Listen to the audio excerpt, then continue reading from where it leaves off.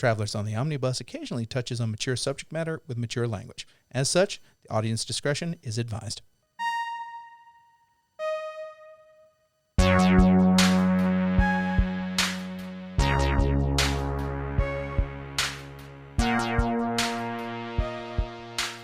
Good evening, everyone. Welcome to Travelers on the Omnibus. I am Jody Kite. I am James McCarthy. I am Ethan Skinner. And I am Brady Davis.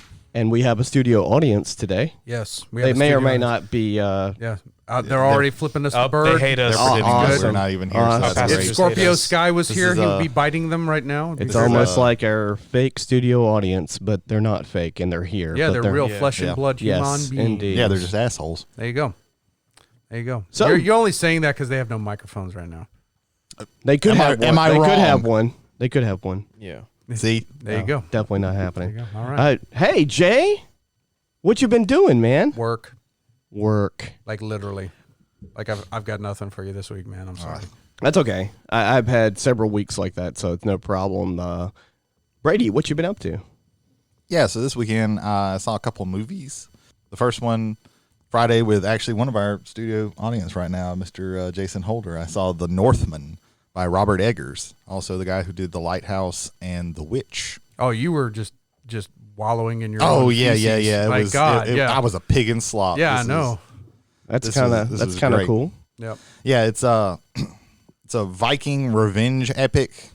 Alexander Skarsgård plays Prince Amleth, and if that name sounds familiar, it is the Viking ancient tale of Amleth is what William Shakespeare based Hamlet on. Ah. So it's, there's a lot of Hamlet in this story. There's also actually a little bit of Macbeth in this story, I would say. But it's his uncle kills his father, who's a king, and he runs off and he becomes a warrior, and he comes back to fuck his uncle up. And it's really good. Really, really good. Scenery is gorgeous. There's some beautiful shots, beautiful tracking shots. Like, Robert Eggers is in love with tracking shots in this, one take or pseudo one take things. The acting is great. Alexander Skarsgård is phenomenal. Nicole Kidman is his mother. She's great. Off the top of your head, do you know who the director of cinematography was for that? I do not, because I think it's the guy who he works with Eggers a lot. Okay. He's not a super. I only know a handful of The cinematography guys. young boy is typing on his phone, so maybe he's looking that up. he'll for probably us. get us. But yeah, whenever I hear like shots like that, it's like, oh, who was behind the photo box? Mm-hmm. That's the one I'm curious about. like there's this battle, or it's really more of like a raid on a village that happens early, and it's done in like this kind of one take thing where you're just following everything that happens, and it's great. You got Bjork in there, Bjorking it up. Yeah, it's also like it's the most metal movie I've ever seen. Hell yeah. There's a two dudes fighting naked in a volcano. Like more heavy metal than Heavy Metal Parking Lot. I don't know. I've never seen Heavy Metal Parking Lot. It's 15 minutes of pure 1984. My favorite part about it is the one lady going like being asked, well, it's like, what would you do if you had Rob Halford here right now? I'd jump his bones. Rob Halford is a gay man. Yeah. And my favorite part about that is everyone was surprised when he came out. I'm like, he has songs like Ram It Down and Turbo Lover. Yeah. He's trying to tell you something in He was lyrics, dressed in sir. leather He was all a the fan time. of Yes. leather. Big fan of Hell leather. Bent for Leather, Yeah. another Right. song. Is it from more the- metal from than the- Heavy Metal, the motion from- picture? From the Yeah, from the definitely. immortal Judas Priest. It's definitely more metal than that. Oh my God. The information that I found, Jaron Blaschke is the director of cinematography There you for go. the movie. I think that's the guy who works with Robert Eggers. But yeah, Yeah, it's I like it's a great movie. Like, it's a little bit more straightforward than some of his other movies, I would say. But there is like a whole lot of weird shit that happens in there. But like, it is pretty much like it's a revenge tale. But it's really, really good. Anya Taylor-Joy's in there. She's great. Yeah. And then the other movie I watched was The Unbearable Weight of Massive Talent, which is a Nick Cage movie. the Nick Cage where Nick Cage movie. plays Nick Cage. This man, leave him alone. Let him say this. No one interrupt Yeah. Brady right now. You're about to watch sunbeams come through your radio ears. Yeah, Nick Cage plays Nick Cage, who is not he can't get any roles at this time, and this guy offers him $1 million to come to his mansion in Spain for his birthday and just be there. And he takes it because he doesn't have any roles happening right now. And the guy's a super fan, and the guy is also turns out to be, I think he's an arms dealer. I thought he was a drug dealer, but he's like an arms dealer or something like that. And he ends up having to work with the CIA. It's great. Pedro Pascal plays the guy who's the arms dealer, the super fan, and their kind of bromance that they have during the whole thing is so good. It's really funny.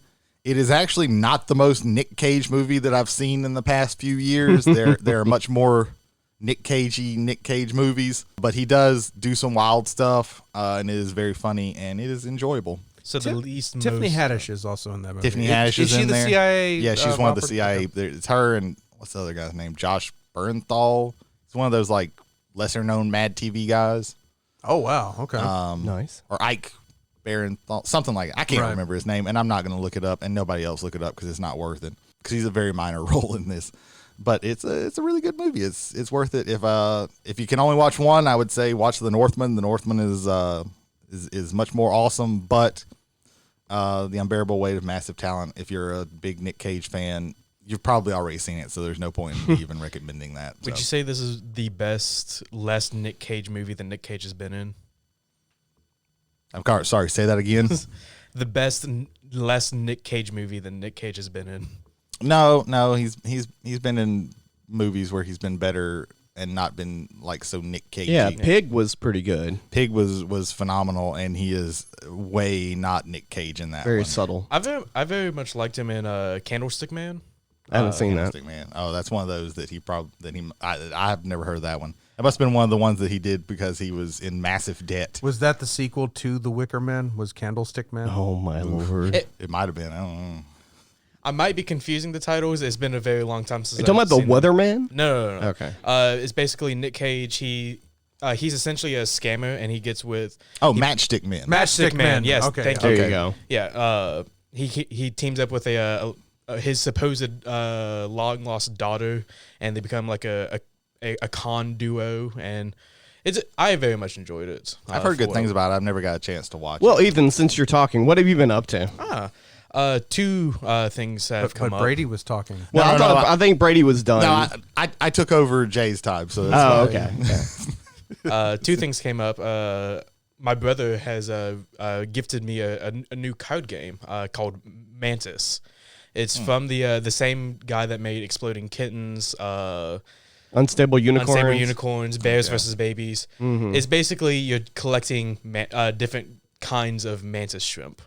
Oh, okay. It's very Oh, I've seen this one in Target. yeah. It's very funny, very fun. It's a very quick game. Is this also being produced by the Oatmeal as well? Yes, by the Oatmeal. It even comes with like a little comic book on the reasons why the mantis strip is the Oatmeal's favorite animal. The mantis strips are cool. Yes.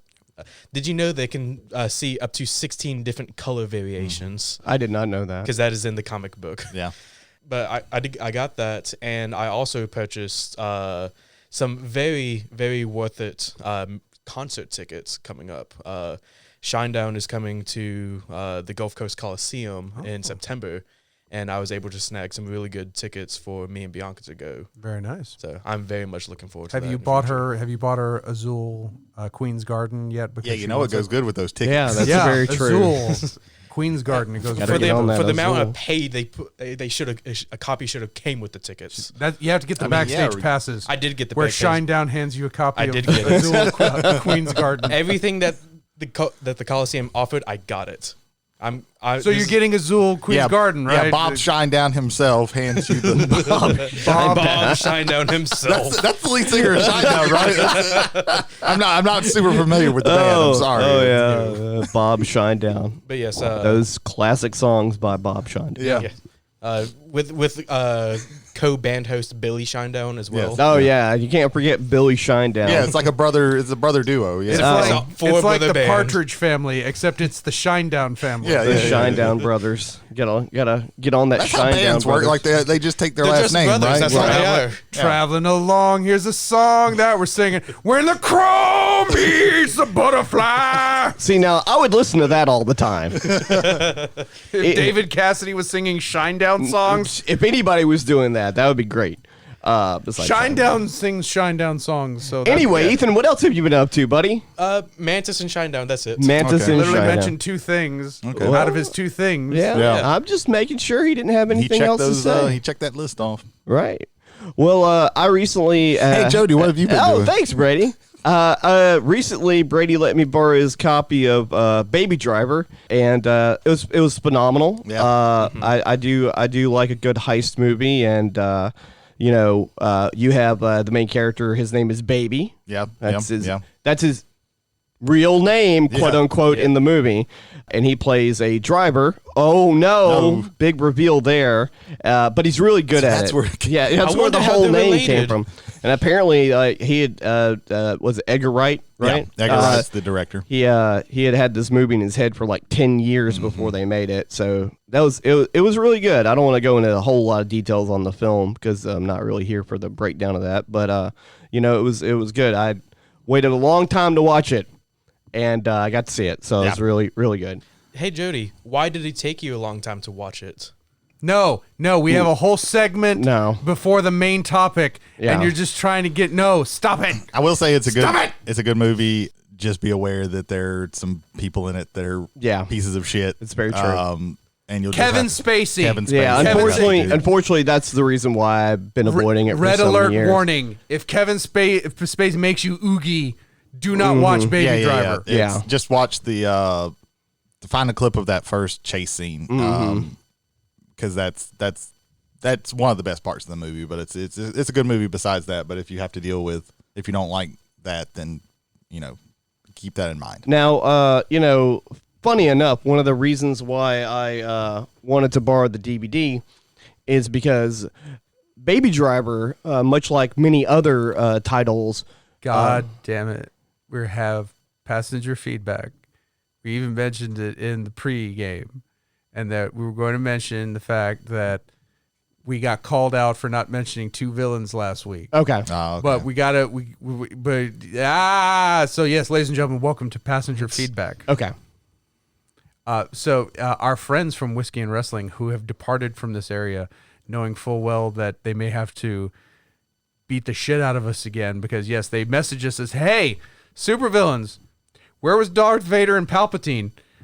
Touche, gentlemen. Yes. Very true. Kind of a big deal. We also forgot Satan, but, there's always time for that episode. Who's worse, Palpatine or Satan? I mean, depends on which Star Wars movie you're talking about. yeah, Satan wasn't in Rise of Skywalker, so he's got that going for him. Yes. Very true. One day, the 4-hour Travelers podcast special on the Episode 9. The Rise of Yeah. Skywalker. You keep saying that, but it's probably not going to happen if Yeah, I have to to be watch that recorded. movie I'll again. give you a quick abrupt one on that. Vader is redeemed, so I don't consider him a villain. Palpatine, a villain through and through. Vader's, and he doesn't come all the way back. You can't. You killed children, for God's sakes. Yeah. But I can't remember where the line comes from, but children are the redemption of their parents, and parents are the damnation of their children. And I see that kind of plays in episodes 6 and 7 because Right. it's his love for his son that brings him, that brings Anakin back. Right. And it is the sacrifice of his father that should have meant Ben Solo was forever evil. But that whole discussion goes to another Right. time. So yeah, so again, that kind of duality there, that children ultimately end up redeeming their parents. And so, I don't know. That was just something that just kind of flies in my head when I think of Vader. Right. Also now, what flies in my face of Vader is that Vader's redemption was sullied because Palpatine just came back. Yeah. Yeah. For Here no I good am. reason. Here In I am, that- guys. In that movie that we'll talk about Yes, for 4 hours. at some one day. other point. The dead in speak. Yes. Yes. So 2. 10,000 Superstar Destroyers. Oh, go ahead. Yes. With all have Death Star lasers. That just came out of the ground. Yeah. So we'd like to thank again our friends Jason Holder and Michael Hill for bringing that up. That was a too big miss.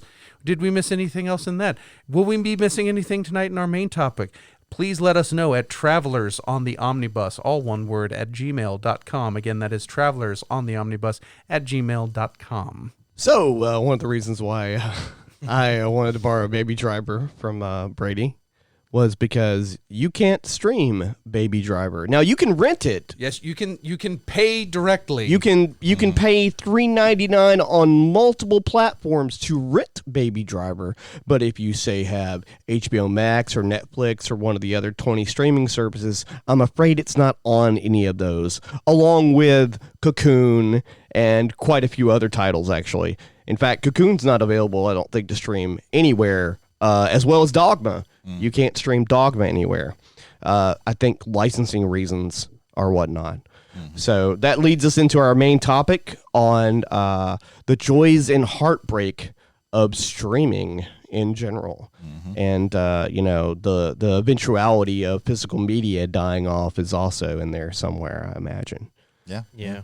So does anybody else want to kick it off, or do you want me to kick it off? I'll start briefly just by saying I have access to Amazon Prime Video, I have access to HBO Max, and I have access to Peacock. I rarely look at them. Like, I rarely look at anything on them. And it's honestly not even so much that I don't have the time. It's just where I invest my time, it's not in streaming. When there is something that looks like, oh, it pops up, okay, cool, I'm like, it's there, and I'll go do it. So much to the fact that if I have to go, like, I really want to look at this. Oh, it's like $3.99 off of Amazon. Okay, it's $3.99, boom, watch it, and I'm done with it. Like, I can appreciate, especially now with streaming culture, where you kind of sit down for almost like hours on end, like where whole seasons of television kind of get gobbled up. Binge culture. Yeah, like get gobbled up in like an evening. I can get where if you don't have access to that thing, where you should have access to that thing, that is definitely a headache. But for me, just with my interest in streaming being low, it's not something that really kind of pricks me in the leg. Like, it just, I don't feel that Like, poison. back in the day, like right when Netflix streaming first came out, and they gave it to you with your DVD rental setup that you had already. If anybody doesn't know who's listening to the show, Netflix, and I think they actually still do, ship DVDs to you in the mail, and depending on your plan, you would get 1 to 3. The streaming stuff was actually an afterthought. It was an afterthought. They added on to it, and if you had the DVD set up, that they would give you that for free for a very long time, until they separated those two things. Right after they killed Blockbuster, and Blockbuster killed itself. Yeah. But Blockbuster fell on that swords themselves, I would say, because they had a chance to buy Netflix. They did. They had a chance to buy Netflix. They had a chance to implement a streaming service similar to Netflix's way sooner than they did. They were also in mucho debt well before any of that started, from getting sued for late fees and things of that nature.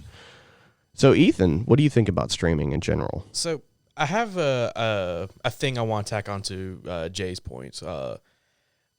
When it came to the pandemic, it affected everyone to the point where it pretty much no one was leaving their homes. What could you do in your own home that gave you some kind of entertainment? You streamed, you watched Netflix, you watched Hulu, you watched Disney Plus, you watched YouTube if you were that desperate. Like, it got to the point where streaming just became normal for everyone. Like, I remember when my dad didn't even have a Netflix account until about 5-ish years ago, because we didn't really need it at the time. We were able to go to the movies, we watch a movie that we wanted to watch. But the moment the pandemic hit, everyone was stuck in their homes. Like, okay, we're not going to sit around playing Monopoly with each other. Like, we want some form of entertainment.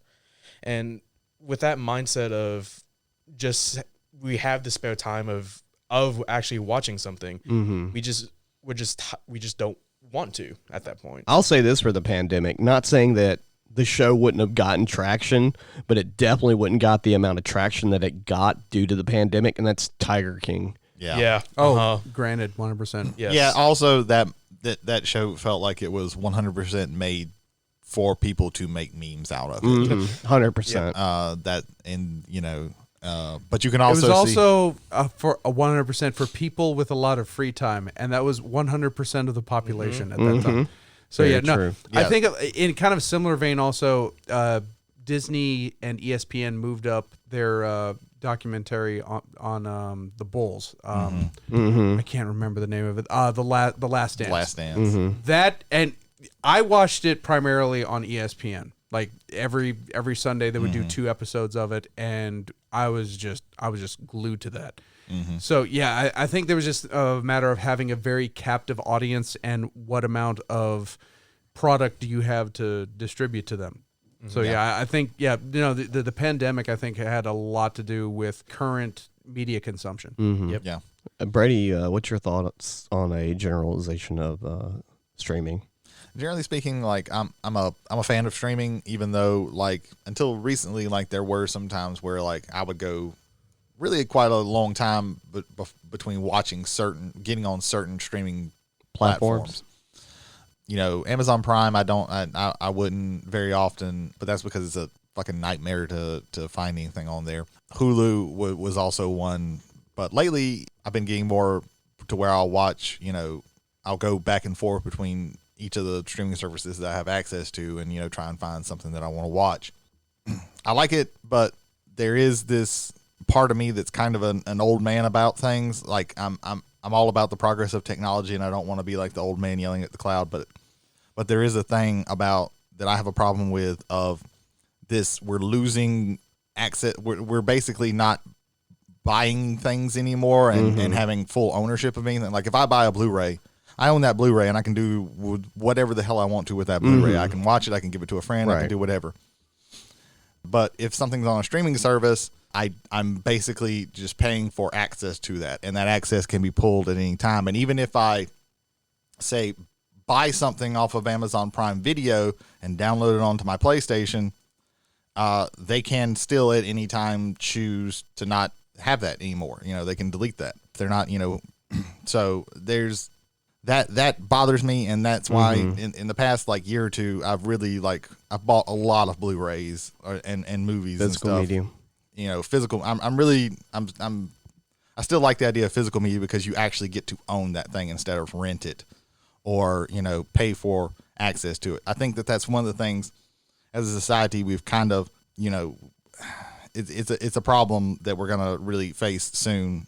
The fact that we've let all of these businesses trick us into renting things instead of buying them outright with all these subscription services. I think it's like, you know, if I could I'm going to play devil's advocate a little bit here on a couple of things. One thing, it allows you to be more minimalistic. Also, in the long run, I mean, I'm sure the service prices will go up on all these services at some point. But I think the thought process is like I could buy a brand new Blu-ray or a brand new DVD for $20 or $25, or I can have 2 services or one, depending on what service we're talking about, for 1 month and get more content. Also, the other thing I wanted to say is that prior to 1981 or 1982, unless you had, you know, actual film copies of something, that you didn't own movies. You know, before Laserdisc and VHS and Betamax, there wasn't any physical like movies that you could own. So, you know, it's almost like, you know, we're going full circle in that, so that, you know, you have to rely on, you know, TV, old archaic television and streaming services. The problem with that, though, and I'm gonna go into my own little rant / not rant. Is I want to go over the services that I have that I've had. I've had Paramount Plus. Paramount Plus, outside of the content that they have, which is not a lot, they have the worst UI. They have the worst interface that I've seen. I don't have Paramount Plus, but that's a bold statement. Well, when Brady's mentioning how bad the Amazon UE is. Oh yeah, no. And you're doubling down and saying no, the Paramount UE. Like I have Prime. Yeah. And I'll get to Prime in a second. Believe me, I'm not praising Prime at all. Paramount, and I did this on all 3 different platforms. Like I had it on my phone, I had it on my PlayStation, and I had it on computer. And I was because they don't have, I can't remember what genre it was, but I want to say science fiction or horror. They didn't have a tab for that. So in order to try and look up all movies in that genre, I had to go through all of their films. And unlike Netflix and unlike HBO Max and unlike Disney, when you're going through all of their titles on Paramount Plus, every 6 titles, it took like 10 to 15 seconds for the next 6 titles to load so you could even see what you were looking at. That is atrocious. Okay, besides the content, I think personally that Netflix has the best interface. That's just my personal experience. Netflix is best, but let's also categorize that they're all really shit. They're not great. They're always, Yeah, They're not great because yeah. like Netflix is probably the better of them, but also, and this is kind of a little bit of a rant.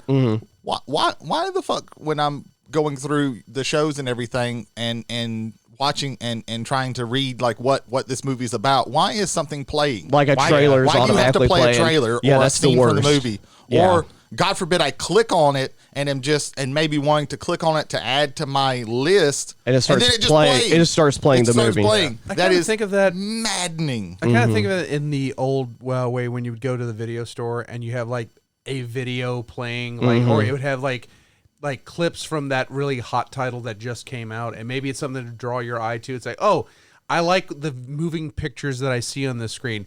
Maybe I would go with that. Maybe it's not geared for someone like you or me. Maybe it's for a younger generation. Maybe it's for Ethan's group and crowd, and the fact that give me something visual and looks cool rather than let me having to read about it, even if it's just like a quick paragraph. Maybe I can sell it easier with the images than I can with describing it. I want to slam Netflix too for 1 second. So if you're looking for, let's just say, back in the day, back when they first started the streaming service, it was no issues if you wanted to look up all the horror movies on Netflix. Even a couple of years ago, you could just type in horror and all the horror movies would show up.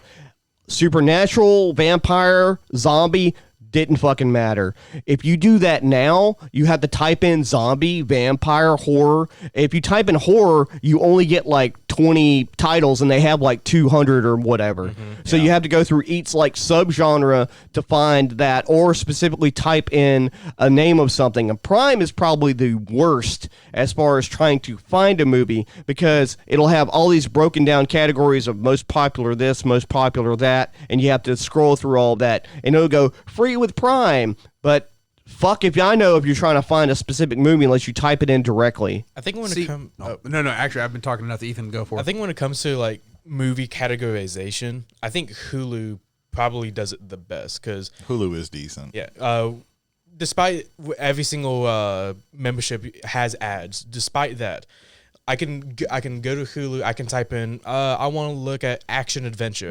I will get every single movie catalog under that description. I can look.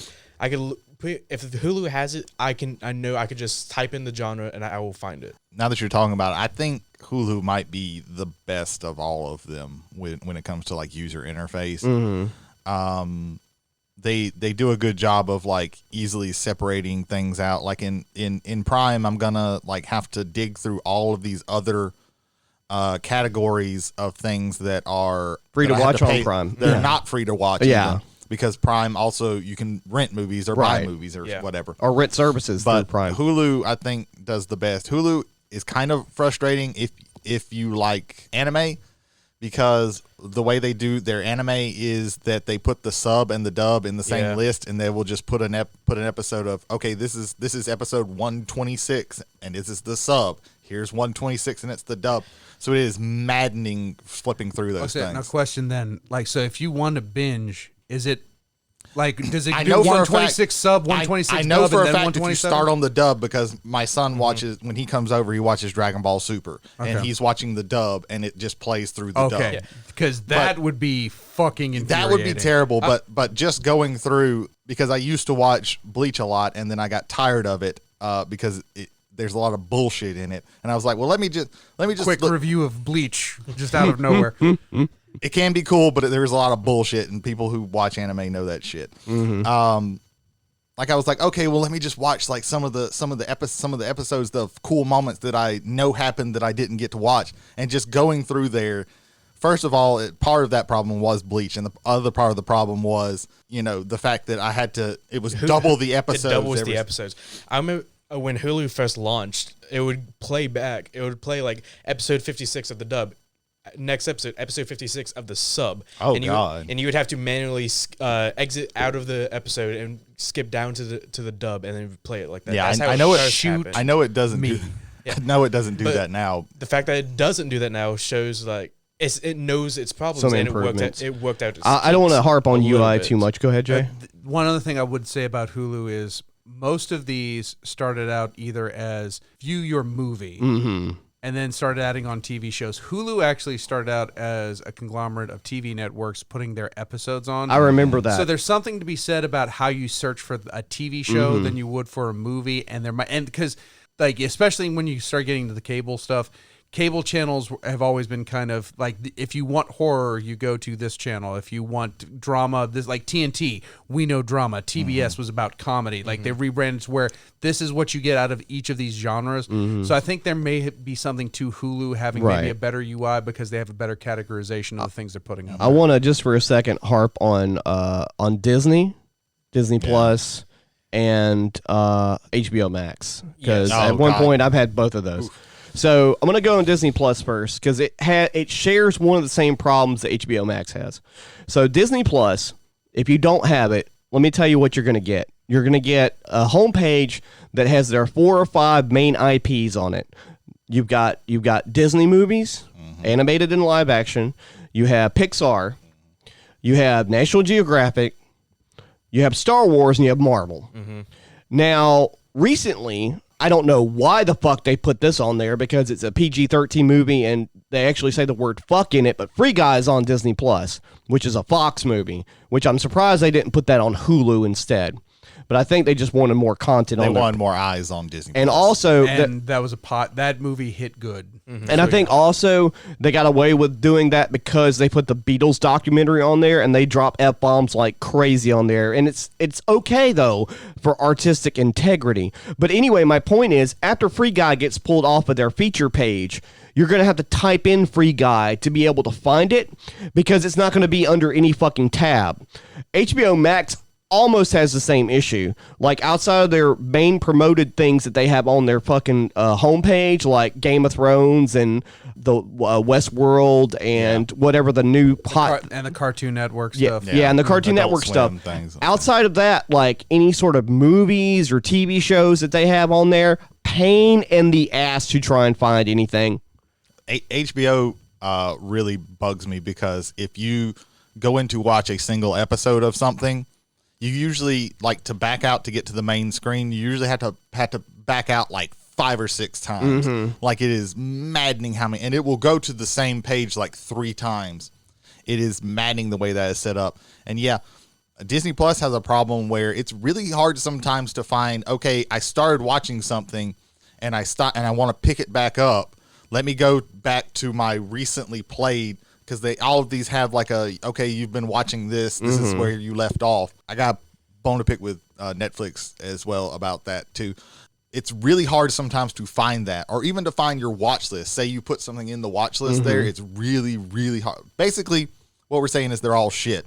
The thing I wanted to say about Netflix is pushy as fuck. Yeah, okay, right. I put on this movie just to fall asleep to Netflix. Stop sending me emails asking me if I'm going to fucking finish Django Unchained. I just put it on because I didn't want to watch something and fall asleep. I just wanted to take a nap and have something on in the background. Yeah, that's intrusive. Well, like, very true. Also, one little quick observation I've made having HBO Max and Netflix. HBO Max, you can add as many things as you want to on your list. Netflix has like a limit of 500. But the thing is, on those 500, you can go through your list, like in the little block that they have, and go through all of those movies. You can't do that on HBO Max. Oh, I didn't know that. I'm pretty sure it's HBO Max where like it only goes up to like 20 or 30. And then it stops. And if you delete one, then there'll be one pop up or whatever. But it's a pain in the ass. So I want to transition from the ranting that we've done about the UI interface and go into content, because that's like the biggest thing. I had one last. Oh, go ahead. Yeah, go ahead, Jay. Yeah. Because I don't stream as much, whenever I'm searching for something, I'm looking for something absolutely specific.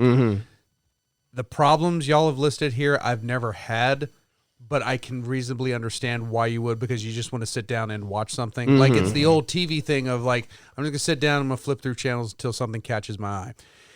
I think you lose that in the streaming space at the very least because you don't have that ability to just kind of like, I think maybe that's another reason why Netflix does that video at the very thing. It's like you're flipping through, it's like, what does this look like? And then it gives you some sort of kind of moving action going on there to kind of maybe catch your eye about, okay, I'm going to stop and I'm going to take a look at this. Netflix also has a new feature on it called Surprise Me, where you just click onto it and a random title pops up. Yeah, But I haven't tried that. If you're all like, for me, like, because I stream video so rarely, I'm usually looking for something specific. That problem never comes up for me. Right. I'm not saying it's better or worse. I'm just saying if you're kind of directed towards what you're looking for, you're not going to have that issue. Channel surfing on Netflix is very difficult because the way they have it broken down into the different sections. Again, they have like, okay, sci-fi television, sci-fi films with strong male leads. It's like, God, can you just put all the sci-fi movies in one little That's fucking... when the algorithm's too specific. Yeah, Right. the algorithm. Well, and that's the thing. Like all of this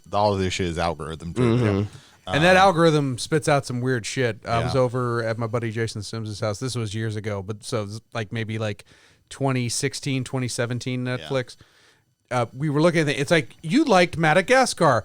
Why not try Criminal Minds? yeah. That doesn't make a goddamn bit of Yeah, sense. there's some. What F of X over Y gets you to fucking Criminal Minds from Madagascar? So let's go into content. I'm gonna start with Netflix, and then someone can take over another one. Netflix has as far as I know, they have almost the largest curated original content so far. If they don't, it's Yeah, they probably do, because what Netflix is doing lately is they're literally throwing shit at a wall, because they don't really understand what things are hits, because a lot of the things that they've had that are hit, like Squid Game was a hit for them, but it was buried for several months before it actually got out from under the algorithm. So they're literally just, Squid Game worked. Let's just buy everything from South Korea that we possibly can. Yeah. Then something else might work. Squid Game 2. Yeah, that's what yeah. they're doing. And before Squid Game, they had Alice in Borderland, which is a very similar kind of series, but in a little different vein. But they do have a lot of original content, and yes, they do make a lot. There's a lot of trash in that, and there's a lot of quality. They also have probably one of the largest curated original foreign content on there. I was just about to say something like that. Films and TV series. They buy a lot. They import a lot of foreign stuff, and that's actually one of the things that I like about Netflix, is because they do bring in a lot of these things that you wouldn't normally have access to. Watch No One Sleeps in the Woods Tonight. But yeah, that's really cool, because and it's something that they can afford to do because it's really cheap. You just have to bring it over and maybe put subtitles on it. Right. They also have a lot of reality trash television, mainly aimed at romance. Yep. I've seen most of them. Some of them are of them. batshit. They are crazy. Absolutely batshit. Sexy Beast is out there. Jody, sure. I love you, but Yes, sir. you watch trash romance reality series and you drink frappuccinos. You are our basic girl. I'm completely basic. You are our basic girl. Yep. I'm Yeah, sorry. 100%. Okay. I just wanted to get that in there. Right. But yeah, there's not a lot of the only issue with Netflix versus, let's just say, like Prime, right? Yeah. Prime has The Expanse, which is like a huge ass sci-fi big budget. Well, at first not, but like became a bigger budget thing. Netflix has they take fewer risks on their shows. Well, with the shows, they that's definitely true. I don't know if I agree with that. Well, there's the whole trope of a Netflix show is going to last 3 seasons. And then it's going to get canceled. If not one. I think the guys from Red Letter Media called it I think they called it the Netflix sheen. Like Netflix has this kind of uniqueness, quirkiness to it, where they're going to one of the reasons why Squid Game shows up is because, and I think one of the reasons why it hit as hard as it did is you had mainstream access to something that was so unique that once interest in it grew, it then became a part of the mainstream. Well, like, here's one thing that really irritates me is, this is an example right here, Jupiter's Legacy, I think that was the name of the show, the superhero show. Yeah. It got a lot of views. 2 weeks after the last episode aired, they canceled it before seeing what kind of traction it could have gotten. Well, the really weird thing that Netflix is doing is they're putting a lot of money into movies.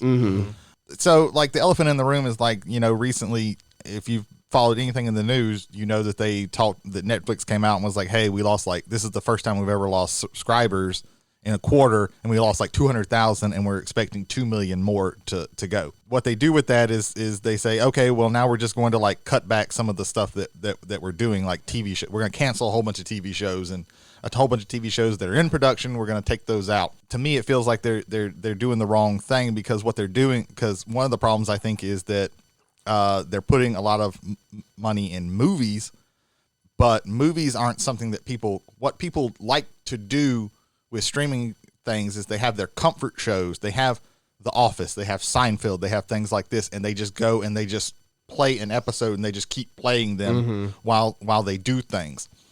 And all of those have left Netflix, because all of these other studios who have their own streaming service now are slowly reclaiming all of those. And it's really weird that Netflix is still deciding okay, we're going to give $100 million for Ryan Reynolds to make 3 movies this year, right? Each, So, and that's really, and the movies, most of them are really bad. I think when you come though to production costs, especially with the caliber of production that is now in TV production, let's just say your series is 10 episodes long. Just your season is 10 episodes long, and it's an hour-long show. That's 10 hours worth of things that ultimately it boils down to, which means filming-wise, you're probably filming anywhere from 150% to 200% of that, almost maybe a double. So you're looking at 20 hours of content filmed for what's going to be a 10-hour show, which at the production level they're going are almost 10-hour movies. I look at, to bring up Paramount Plus for a little bit, I look at Picard season 1 and 2, not from necessarily a quality of writing, because I think it's absolute dog shit. This is a Star Trek fan coming around here. I really wish Patrick Stewart had just stayed away. I think that's the consensus with most Star Trek fans. But if you look at the production level of that, you're talking Hollywood movie production on a scale that's 2 to maybe even 5 times as long as what you are producing in a regular movie. Because at the end of the day, for a regular movie, you're looking at an hour and a half to maybe 2 hours, possibly pushing 3 if it's a bigger movie like the Batman was recently. Yeah. I can see why they're cutting the television production, because they have to invest so much more in that to have that tier of quality for that much time filmed. I would push against that, because the shows that they're canceling aren't those big. Netflix doesn't have those big budget shows like Picard or any of the Star Trek shows or anything like that. They don't have those big budget shows. Well, what are they? And I hate to. Shit that they're canceling. I feel like I'm being pedantic, but what are they canceling? They're canceling like situational comedies and stuff like that have a following. There was a big thing. It's a show. I can't remember what the name of the show is, but it was like a family comedy thing that had an actual decent following, and they canceled it. But they want to, give a whole lot of money to make these There's also that whole trope of the Netflix of a Netflix movie. All their movies kind of look the same. It's all, just. I would give you that. Yeah. Just kind of a gray mass almost. But another thing that I think is a problem that they've been having is that their format, they started with the whole, okay, when a season of a TV show comes out, we dump the whole thing on there and you can binge it as you want. You can watch it as you want. The problem with that is, okay, if I know that Netflix has a show coming out that I want to watch, all I have to do is sign up for Netflix for a month or so, maybe not even that, watch the show in a couple of weeks, and then I'm done. Whereas all these other places, they've gone back to kind of the format of doing it, one episode a week or something like that. And Netflix has started doing that on some of their newer slowly, yeah. But they don't do that for a lot of their shows. Right. But I think the best way, the way that I like is that Amazon Prime, their stuff usually comes out. If it's a long season, it's usually 2 episodes a season, a week. So you get to watch 2 episodes, right, and then you wait till next week. But that doesn't, these you have Apple Plus who has these shows that keep coming out, and they're every week, so people are hooked on them. So they're staying. I think I'm gonna go to somebody else here in a second, but I want to leapfrog off of what you said there, or make a jump point here. I think that's one of the reasons why, the main reason why Disney had to do that is because I don't want to say they have a lack of content, but they have a lack of original content for the platform. And so in order for them to keep their subscribers, they have to slow bleed out the 6 to 8 episodes of whatever show they're doing in order to keep that sub base. I guess I'm an old fart. I like it better that way. I don't like binge culture. Mm-hmm. I like being able to slowly... This is a weird tangent. The best way to read Alan Moore's The Watchmen, the original Watchmen, is a chapter a night. Don't go any further than that. Read, let that imagery set into you. Let his words sink into you, and then the next day you come back at it, and then you go at the next one, and you kind of do it very slowly. I prefer sitting down and then maybe 1, maybe 2 episodes for a show, and then just walk away. Right. Let it hit me. Let me think about it a little bit, and then come back to it, and I'll watch 1 or 2 more. Sitting down to do, especially like classic television, where American classic television, you're looking at season runs of 22 to 28 episodes. Yeah. Of both 30-minute situational comedy for about 14 and 14 and a half hours at max for a year, and 22 to 28 hours for a serialized drama. Oh, no, not serialized, but a drama series. Yeah, that runs like an hour. That good. Like I can't do that. I can't because I will lose. It could be something I absolutely love, Well, I and I think cannot. nowadays we've kind of, it's becoming more common where we're seeing like, hey, binge the binging these shows. It's not good for us, and we don't really. It's not like we don't really get too much out of these shows. But also, part of me kind of pushes against that because like, I don't want to go back to just being just like cable because cable sucks. Well, cable and also terrestrial television. That's like, why the 28 season format started on ABC, NBC, CBS. But I like I said, I think someone like Amazon is doing it the best way. Like, show that I talked about last week, Outer Range, that's coming out with 2 episodes every week. That's a happy medium, I think.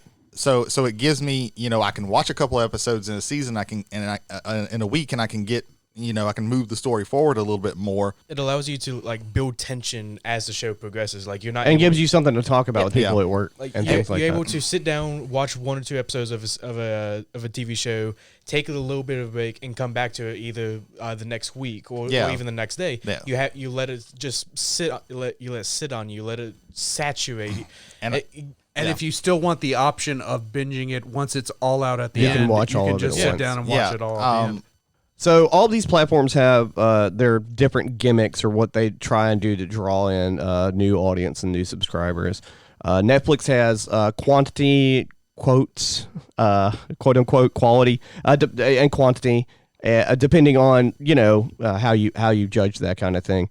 Whereas in HBO Max and Disney, they aim for like higher production on their services. Like, so, one of the things that got HBO into, let's just say showing Warner Brothers films whenever they came out for the first month was the pandemic. Yeah. Right? Well, Yeah, I think the difference is that Netflix, that HBO, Disney Plus, and Hulu, because it's owned by Disney, they have built-in catalogs. They do have a lot of catalogs. And Netflix doesn't have that, and that's one of their issues, and that's why they've literally been buying everything and spending so much money. Same with Amazon too. Right. Yeah. And, the funny thing about this, thinking about like we were talking about like archaic television, is for the older generation that I'm part of, that some of the younger generation doesn't know about, is for a long time cable channels that didn't have identity. Cable channels were not like sports related or have a specific like identity. We're just there for library. Like for example, like TNT, TBS. Before TNT started showing like basketball and things like that, whenever they started like being able to license the NBA or whatnot, they didn't have original programming for the most part. Yeah. They might have had one show, like TNT might have had one show or something that was like a Law and Order type show or something like that. But outside of that, they just showed other shit that was like somebody else's. Like TNT had Monster Vision late at night on Saturday night. Turner Network Television. And Turner Broadcasting System. Turner Broadcasting. TNT was designed as this is what network television looks like on cable. So you're talking about reruns of sitcoms. You're talking about movies of the week. Eventually they start getting, of all things, the first in-house programming that was original that I can remember was WCW Monday Nitro. in like 94 from the Mall of America. Yeah, Right. but yeah, I think that was one of the first original programs I remember being on TNT. Yeah, I don't doubt it. And them being there also, created new shows that some of the wrestlers are even in, like Thunder in Paradise and things of that nature. Yeah, so you had like TBS, and you had like there was just a slew of cable channels that were just there to show midnight movies for the most part.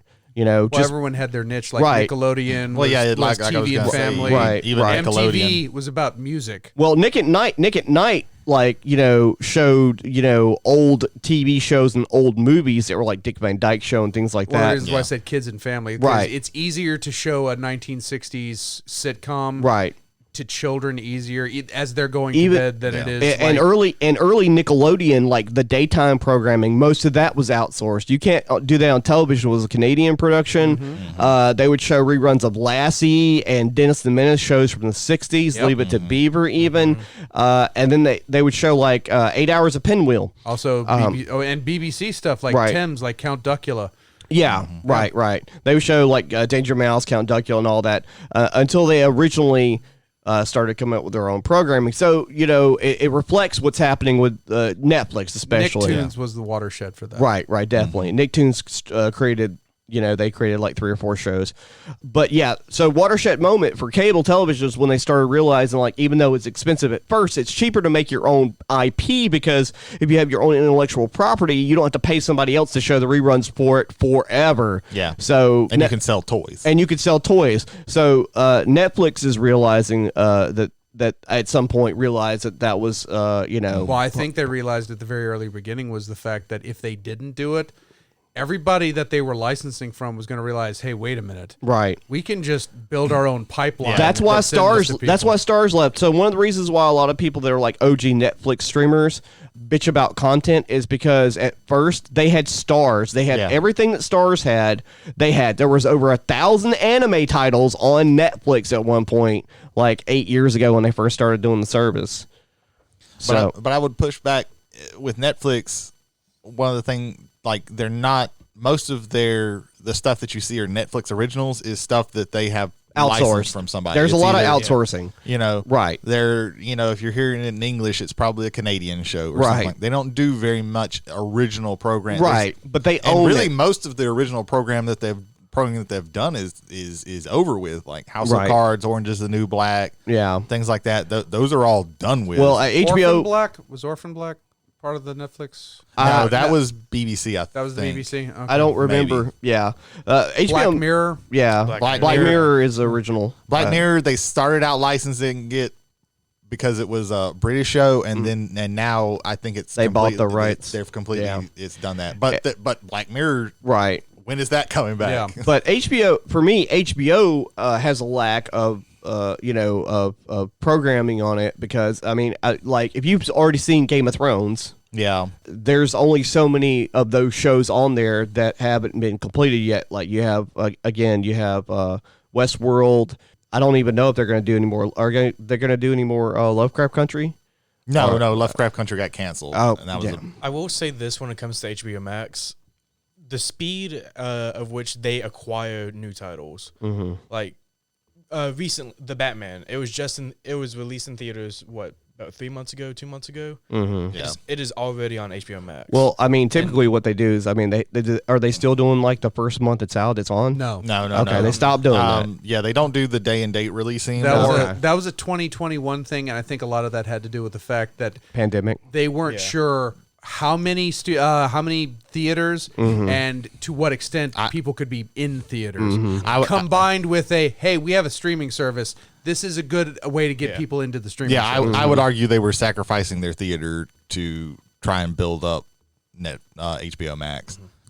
Sacrificing the theater side to build up the streaming side. I think it's a bit more even because, again, we're now 2 years out of the original. We weren't sure because at least for where me and Ethan work, it's like we had mask requirements and we had no mask requirements. And mask requirements are back, but if you were vaccinated, you don't have to wear a mask. And even if you are vaccinated, you have to wear a mask again. We can only allow this certain number. There's still the highly recommended signs all over. If there's Corporate bean counting can go, even if it's less beans, I know I'm getting this amount of beans out of this versus I'm either getting no beans or a billion beans.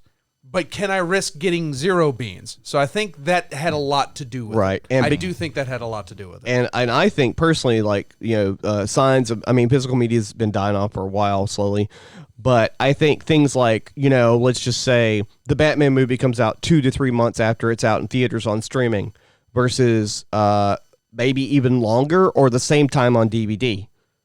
You already have HBO Max, why buy the DVD? That comes out at the same time, especially. Because that's typically what would happen. A physical media comes out probably about 6 months. It was for a while, the time between coming out some either on physical media or especially on streaming, and it being in theaters has shortened significantly, and the pandemic only made that shorter. But yeah, I think a lot of it is like the reason that the Batman came out later is that they want to hurry up and get it on HBO Max, because by this time it's still in theaters. You can go watch the Batman in theaters, right? But not as many people are watching it there. They're not going to make as much money. But hey, we want to get more subscribers. For me, I waited for the streaming, and for the simple reason, I don't like sitting in the theater for 3 hours. Forget the pandemic. Mm-hmm. If you told me I could go to the theater by myself or with a select group of friends that we all like watching a movie together with, sit down and watch it, I still would have reservations going because I don't like sitting in that thing for 3 hours. I can understand that. At home, I can. Oh, wait a minute, gotta go to the bathroom. Pause it. Go. Oh, I want to get something to eat real quick. Make a sandwich and come back in. Oh yeah, the first time I watched done. the Batman, I didn't enjoy the ending quite as much because I had to pee. Stuff like the Snyder Cut, where it ended up being 6, 7, 4 hours. 4 hours. Was it 4 hours? It felt.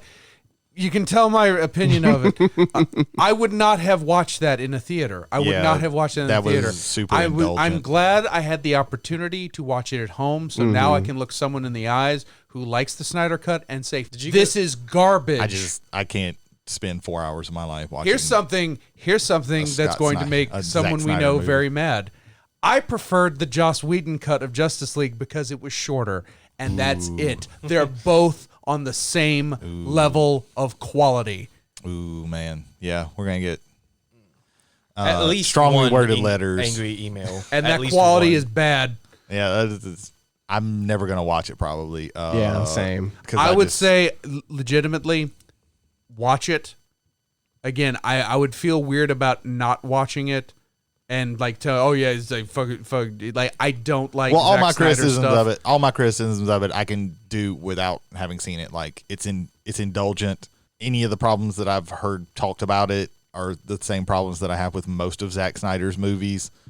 And I can spend 4 hours doing something else. But again, I will say for a joy as far as streaming goes, I would not have watched it without the access to streaming. I would not, of course. The convenience that allows her. We have been heartbreaking all over the place. I want to say one more heartbreaking thing about streaming. Okay. My biggest fear is the fear of not being able to watch something. Yes. So, like I mentioned before, like Cocoon and Dogma are just 2 examples. There are multiple titles that are not available to stream anywhere, not even to rent for whatever reason. So if you don't have a physical copy of it, or if it's not available on television and you still have television, then you're just out. You just don't get to see that, and it's lost forever. And who knows if anybody will ever get the rights to it, or it could just be, a film that's been destroyed somehow, and there's no way to access it.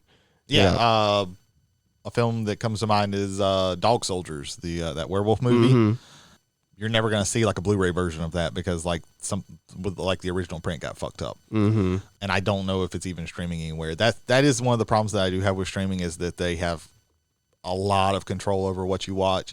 And it is very frustrating when I want to watch that. And sometimes I'll be like, okay, well, it's not free anywhere, but if I really want to watch something, I'll pay $4 to rent it because I would have paid that, going to Blockbuster anyway or whatever. I'm not going to do it like every single day, but I really miss the Christine Lindbergh softcore Swede porn from the 70s that used to be on Netflix because that was something else. Huh. If you've never seen Made in Sweden, We would like to. One of our joys then from streaming is Swedish pornography. Yeah. We would like to thank you for having been there at least at one point in time. Yeah.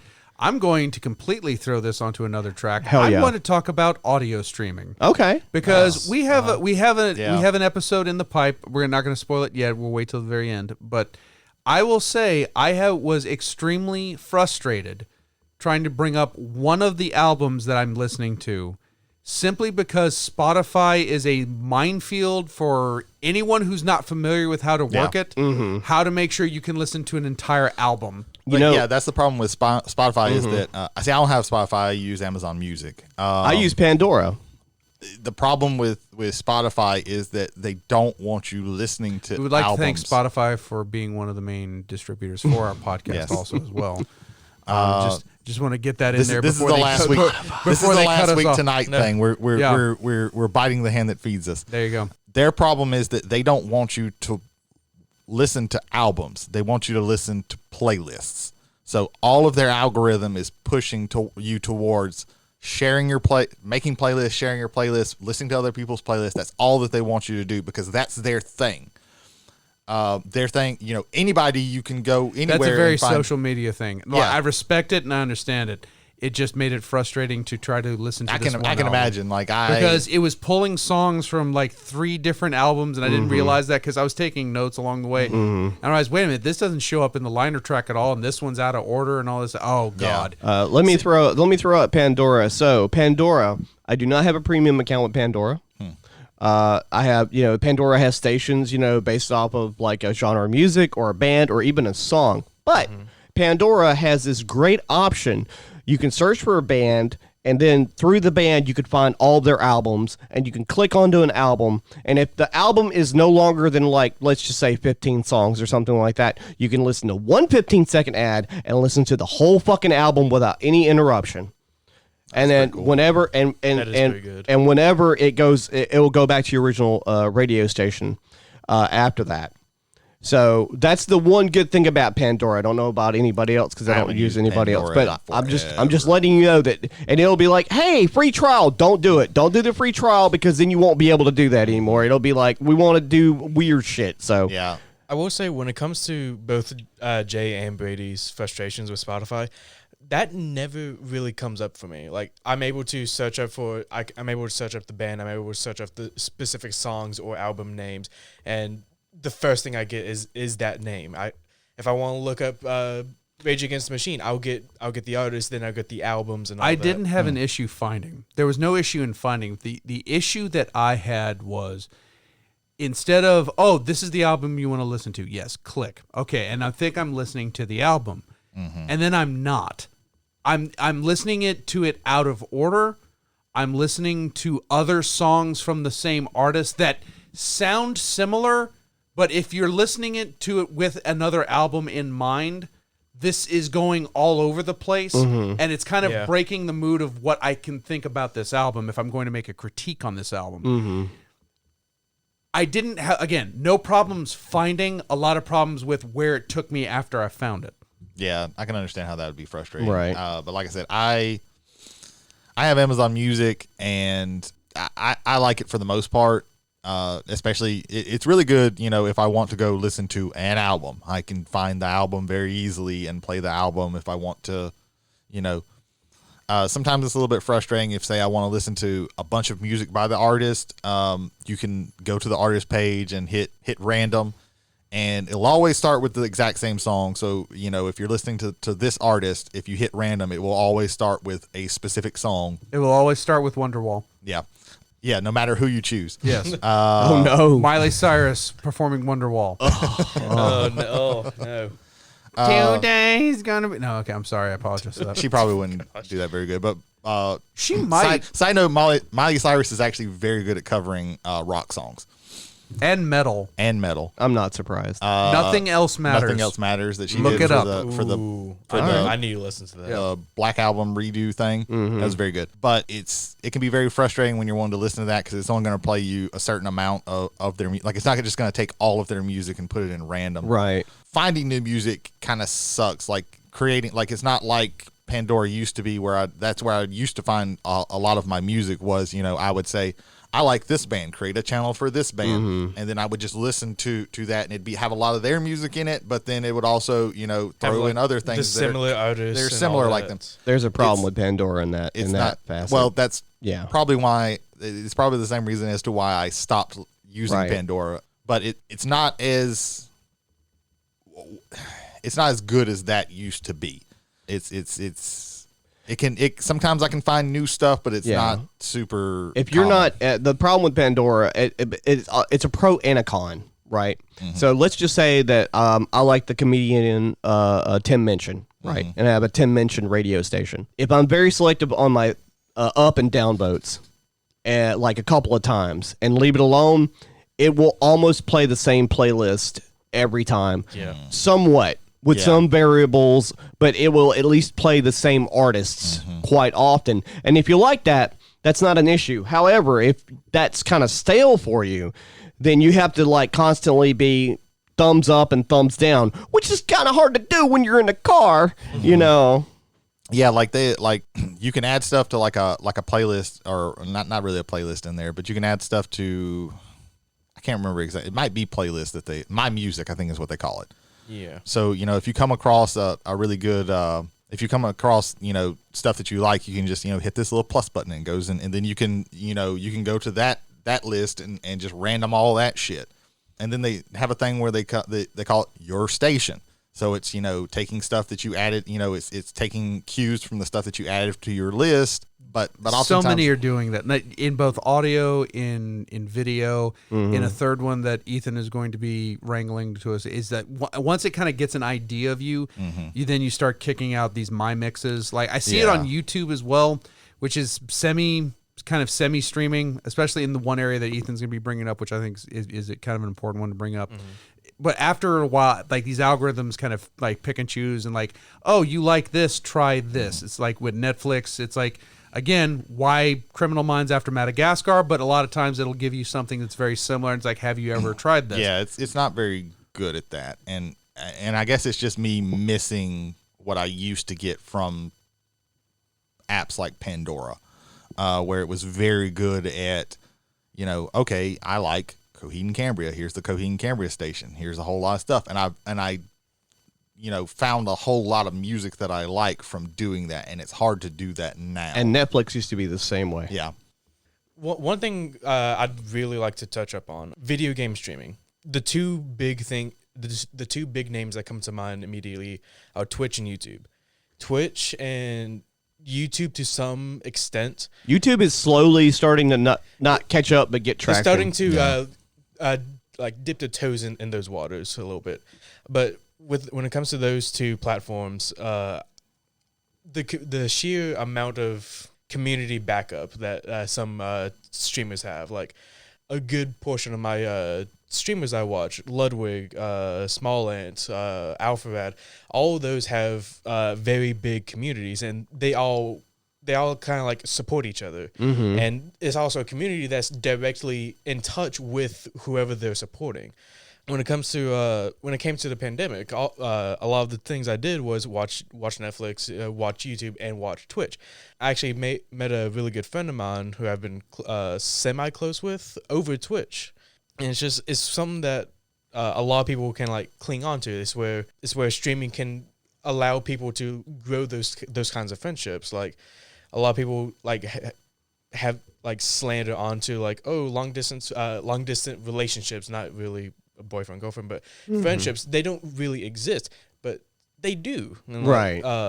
My brother that moved up to Washington, that's how he met his roommate, was over Twitch. And to see those kind of like relationships and community building just form, it's one of the major pluses when it comes to, and also like video games go viral on Twitch through people that have a large following. Oh yeah. I would also argue Twitch wasn't so much a video site. Like it started out as an offshoot of Justin.tv. That closed down. Yeah, when it Because, it became yeah. Twitch, and then Twitch just decided we're just going to absorb you, and then just not. Well, have all this Justin content TV anymore. was like mostly uploading illegal videos like YouTube was before Yeah. Google took over. Let me absorb you into Yeah. me. But what I think of it less so as video production and more so of social media and just the end content is, and also Branding. One of the things that through the audio stuff and all the video stuff that we have not talked to yet is live streaming, and that Twitch is the home for that. Not just in gaming, they literally have a just chatting section where these guys, like, you can be playing video games. They'll be playing video games 1 minute. It's like, I'm done. I got about 30 minutes. Let's switch to just chatting, and then just talking with people live. And a lot of content creators had to fight really hard for that because a lot of people did not want that to happen. Well, I think a lot of it had to deal with just on the corporate side, the amount of bandwidth. But again, that bandwidth That too. is being paid off by engagement with the audience. Like, if you want to talk about, search engine optimization, all these like gross fucking corporate terms that kind of take everything and make it this kind of like, I don't know, just like this more of like a construct than any kind of little thing that you can like grab and hold on to.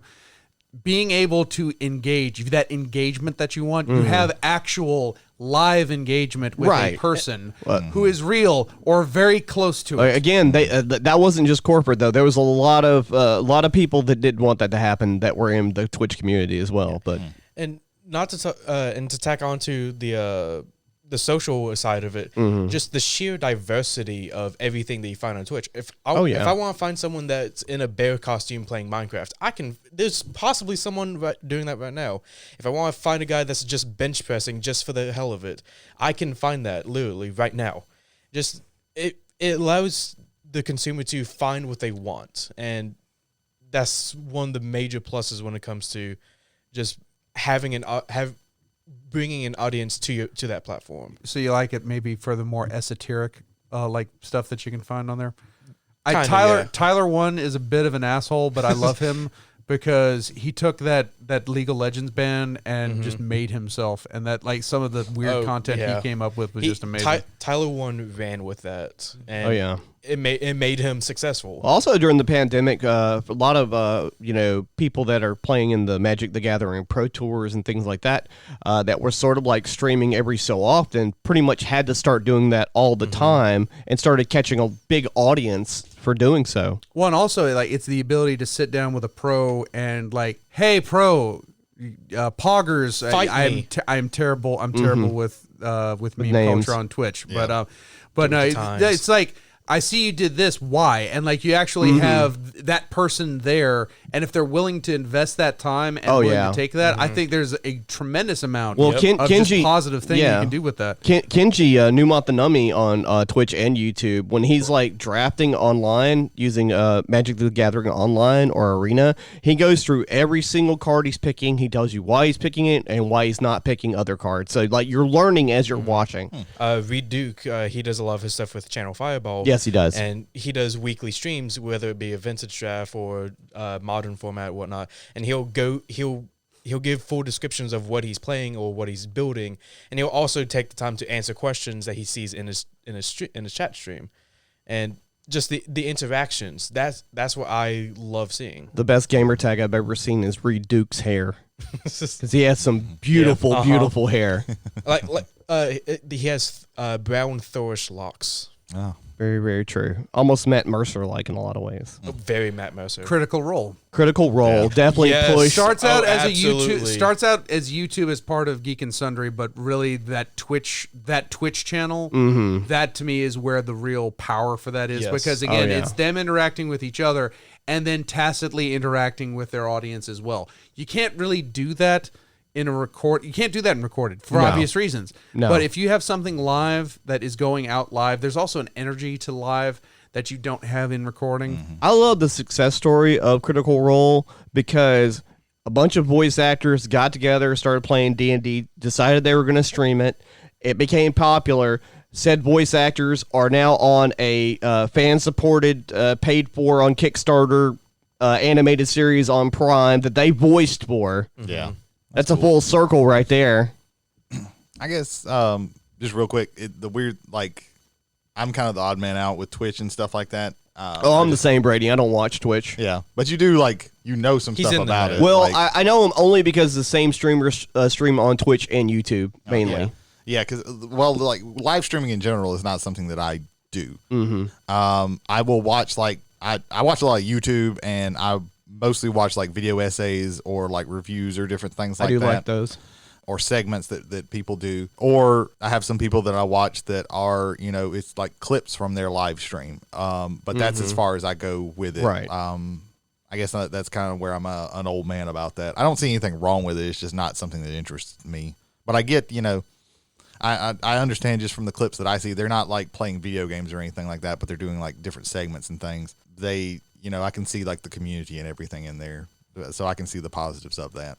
It's just not something that I really get into. Yeah. I mean, for me personally, and this is just how I feel about watching people play video games, I'd rather spend that time playing video games. But I'm not saying there's anything wrong with that. I can understand the entertainment value in it, especially in the early days when people were streaming a lot of Minecraft stuff, and it was people were being funny and quirky and all that. But that's not, that's not my bag. I think we're about close to wrapping this up, though.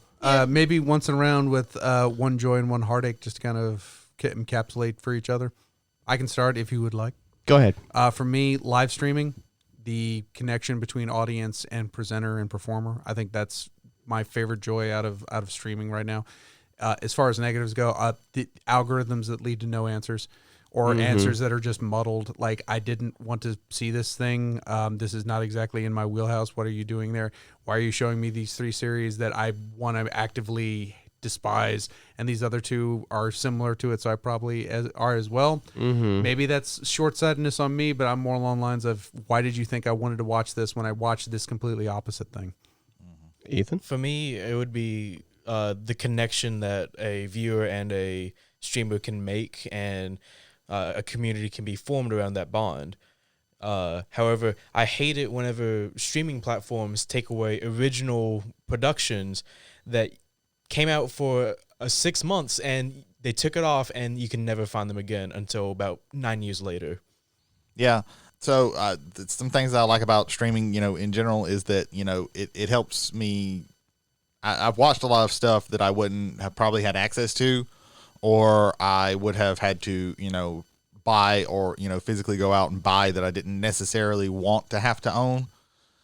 There's been several movies and things like that's really good. Although it is very frustrating when you go out and buy a movie that you wanted to watch, and then a week later you find it on Hulu or something. That's happened to me a couple of times, and it's frustrating. It's really more annoying than anything, because I bought the movie because I wanted to watch it, and I heard it was very good. But probably the big negative for me is that we've kind of given a lot of control over to big corporations as to what we have access to.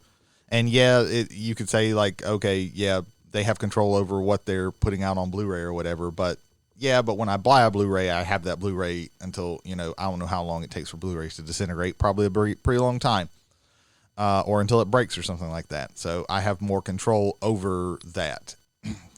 Remember when music, we used to say, oh, I'm not paying $1 for a song per song. I'll just, let me go steal that shit. And now we're like, oh, $15 for all this access. Sure.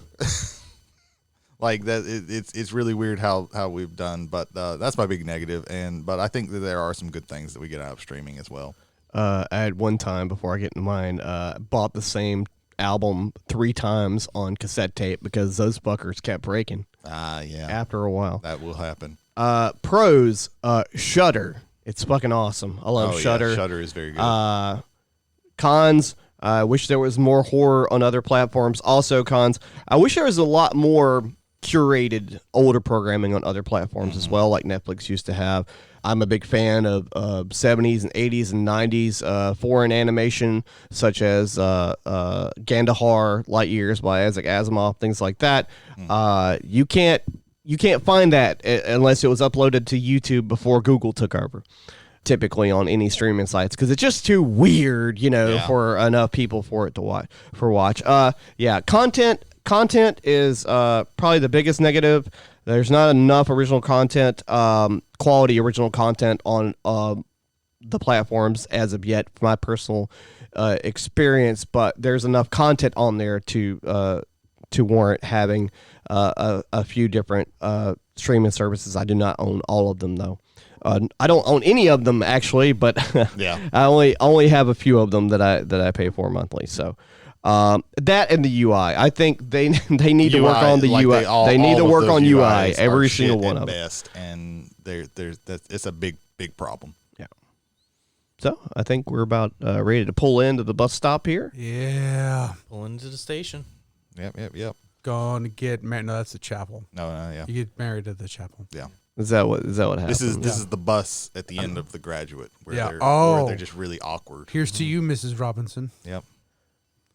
Yeah. So who's plugging what? Whiskey and Wrestling. Whiskey and Wrestling, our good friends Michael Hill and Jason Holder, they get together every week and discuss wrestling, and they also discuss whiskey. This Sunday, they will be having an episode on the most recent wrestling, including Scorpio Sky regaining the TNT title. Spoilers Ahead. So This is coming out Tuesday the following week. If you're a wrestling fan and don't know what happened on non-spoilers. Wednesday the week before, It's very true. but yes, Yeah. again, that is solid ladder match. It was a good match. very good. It was decent. The matches were good. This Sammy AEW. Guevara is the current king of ladder matches. The Yeah. Blackpool Combat Club match was pretty fucking They spectacular. had some pretty Yeah. good matches on here. Everything surrounding it was not great, but No. When in doubt, just choke out the other team. That's yeah, it. that's what you do. we got to a point where our good friend Jason Holder, who we watch wrestling with, and myself on our both of our suggestion, we forced everyone to watch an old YouTube video called the Rape Fear Phantas Mask. And I'm just going to leave it at that. Don't watch that. Instead, listen to Whiskey and Wrestling. Listen to Yeah. Whiskey and Wrestling. Do not watch Rape Fear It's on Phantas everywhere Mask. that you can watch, that you can listen to Good podcasts. podcast. Good podcast. Fearology is a podcast that somebody you may have heard of, Jody, our good friend. He's a good friend, right? Right? Yeah. Everybody. yeah, something I'm like that. cool Yeah, with him. sometimes. Something Okay. like that. Okay. I'm cool yeah. with him. He's he does a podcast about stuff having to do with horror because he really likes horror. It's on a whole bunch of places. What's coming up, Jody? We're gonna be recording an episode together hopefully next week about Japanese and Korean horror. Yay. Sweet. Hopefully there won't be too many tentacles. No tentacles. No tentacles. Zero That's tentacles. That's pornography. That's not horror. That's not horror. It's I've horrible. been- It's horrible. Shit, I've been watching the wrong stuff. That's Man, the wrong research you've been doing. Could those pixels get any bigger? Our buddies Jared Hubbard and Kevin Shelton There you go. do. He got it. I got it last time I did it too. That's Well, here's another your checkpoint. congratulations. now. There you go. well, yes. Let's just keep this- Mission accomplished. Yeah. keep Silence the Your streak Cell going. Phones is a podcast that they do. Also, they do YouTube as well. Once a week, I think. or- Typically Wednesdays, but sometimes it can go anywhere where there's a day in the week. They talk about movies, TV, streaming, and all the things you should be watching, and have some really cool opinions about those kind of things. So you should check them out. Silence Your Cell Phones. They're on all the platforms. There you go. Our thanks, as always, to Gregory Spanier and the entire crew Thank you, at Micro Greg. Gaming Thank you, Greg. Buy, shop, and play at McNarb Gaming. for allowing us the studio space in which we can come to you, the passengers, as we are the travelers on the omnibus. Thank you very much, Gregory. Thank you, Greg. Thank you, Greg. And I think with that, travelers, we must travel on. Next time on Travelers on the Omnibus, it's an omnibus playlist. Find out what happens when four men each swap various forms of musical albums When we amongst force our each other. Al- when we Albums, force our musical question mark. tastes on each other. Yes, and Yes. I'm sure it's not painful at all. That is Mixtape Volume 1 coming Yes, soon. That's the Omnibus mixtape next week. So, for our host, I am Jody Kite. I am James McCarthy. I am Ethan Skinner. And I am Brady Davis. Good evening, good afternoon, and good night. And I'll see you at the pay-per-view.